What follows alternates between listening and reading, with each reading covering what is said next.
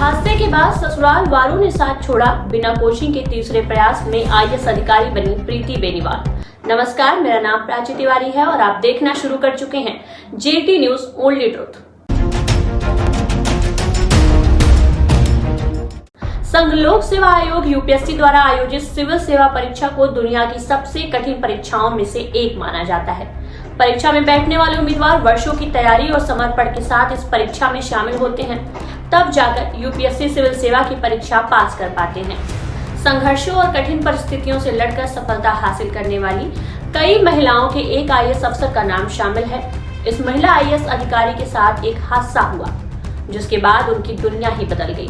हादसे के कारण उन्हें 1 साल बिस्तर पे रहना पड़ा। शारीरिक अक्षमता को ठीक करने के लिए 14 सर्जरी कराई गई। हालांकि इसके बाद भी वो चल पाने में असमर्थ थी। इस हादसे से वो शारीरिक तौर पे तो कमजोर हुई ही, साथ ही उनकी शादी भी टूट गई।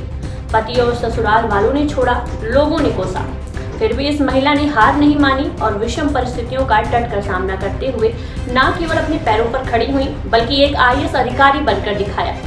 संघर्षों का सामना कर रहे हर व्यक्ति की उम्मीद बढ़ाने वाली और महिलाओं के लिए मिसाल बनके आने वाले इस आईएएस अधिकारी का नाम प्रीति बेनीवाल है।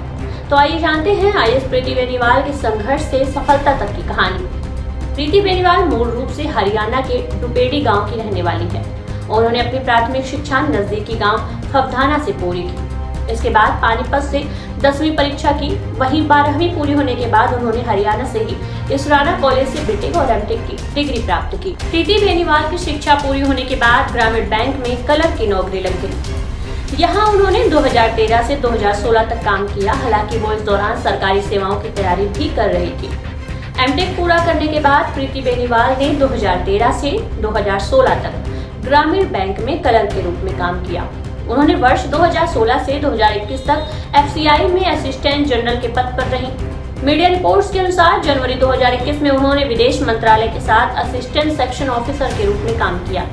यूपीएससी सीएससी परीक्षा पास होने के बाद अब वो एक आईएएस अधिकारी के रूप में काम कर रही हैं।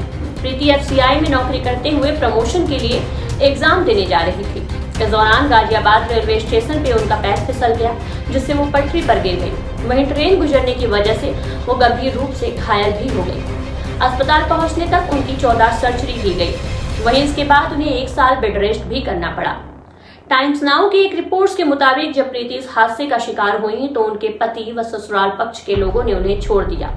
अस्पताल में प्रीति की 14 सर्जरी हुई और उन्हें 1 साल तक बेड रेस्ट करना पड़ा। इस हादसे से वो पूरी तरीके से टूट चुकी थी, लेकिन उन्होंने तब भी हार नहीं मानी, बल्कि एक आईएएस अधिकारी बनने का निर्णय लिया। वो दिन रात मेहनत कर सिविल सेवा की परीक्षा की तैयारियों में जुटी रही।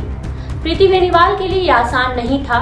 2 बार यूपीएससी परीक्षा में वो असफल रही, लेकिन वर्ष 2020 में प्रीति बेनीवाल ने पूरे भारत में 754 रैंक हासिल की।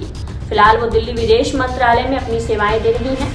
आईएएस प्रीति बेनीवाल ने एक मीडिया चैनल को इंटरव्यू में बताया कि हादसे के बाद उनके पिता ने लगातार मोटिवेट किया और हमेशा आगे बढ़ने के लिए प्रेरित किया।